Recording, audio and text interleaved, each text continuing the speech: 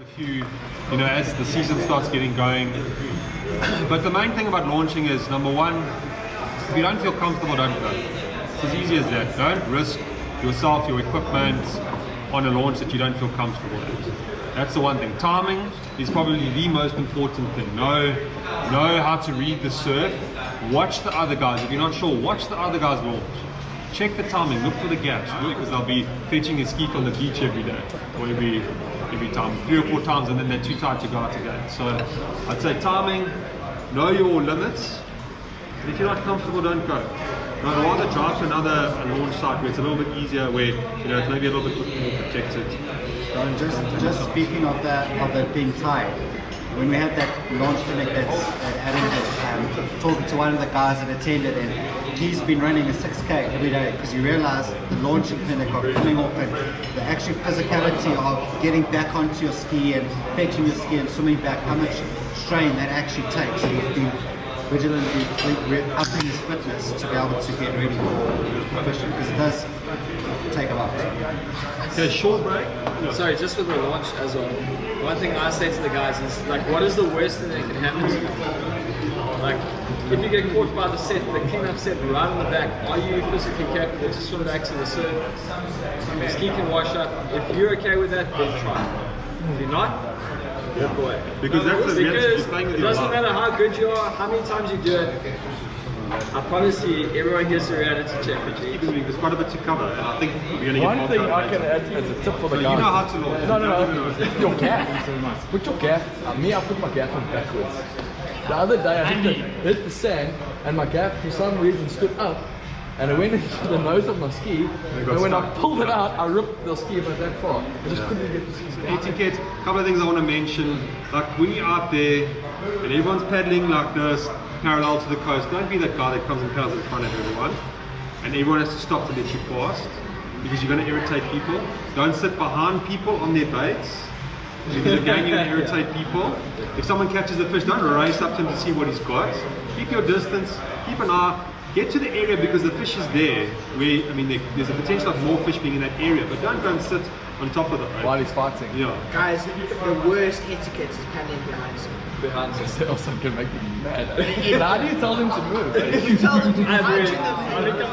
As well, it's difficult in winter because the offshore blows you in and out, so people are trying to paddle back to the spots. But generally fish swim, I see a spearfishing, is fish swim parallel. They never swim in and out. They don't swim towards the shore and out to sea, towards the shore and out to sea. They swim parallel with the coast. So always. So generally always. All species. Always. Wow. So a bait fish, the best thing is a game fish the bait fish swimming into the current, game fish swimming into the current. So your best bite's always going into the current. 5. Like, when you're going down current, you might be catching it, but like when you're sitting in the current, so when you're trawling, you want to be going with the current. So if everyone's catching snook and it's like fast paced, guys are paddling parallel, and you get one idiot who's paddling in and out, then it's a nightmare. And also, if you're paddling towards somebody, all you do is you just show them. We all got pointy skis, like Evos or whatever it is. Like, you just show them one side, and if that's your intention, I'm going left, you're going right, and then that's etiquette. You can pass right past each other. Okay, cool. This guy's just gone on. I'm sitting here. I'm going to throw a spoon over there because clearly you don't know if he's hooked a, you don't know if he's hooked a 35 kilogram Pluto that is the fish of a lifetime, and the line is here. Yeah. And you cast over. Please get into swearing. People get into messed up situations because they don't head it off in time. Like, if your nose is lifting out the water, like, go like, maybe I should hit the beach. You agree with me?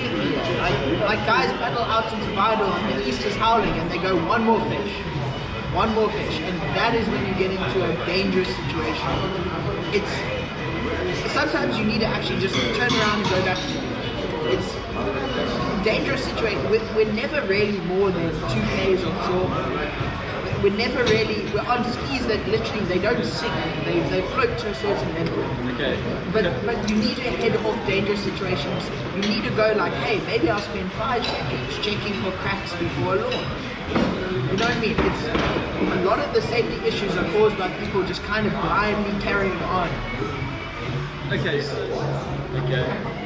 And then there's other things that can help, like whistles, tow ropes, anchors, you know, like all that other bits and pieces. But personally, I carry tow rope, I have a PFD, I have my cell phone, I have a whistle so I can call people. It's hard to get attention of people when you're on the water. And that's pretty much it. Okay, so if you're completely new to fishing, take the time and go and have a launch adventures. The guys do catch fish there. Make sure you can climb on and off your ski, ties into the safety. Make sure you can paddle 5 or 6 Ks comfortably. Everything works before you head out into Blue Lagoon. A very good snook spot. You'll see boats if you drive into it. There's a lot of boats up and down there. Good snook spot. When it's on, you'll get two. I'll stick to the barge and I'm slung with a Fontaine.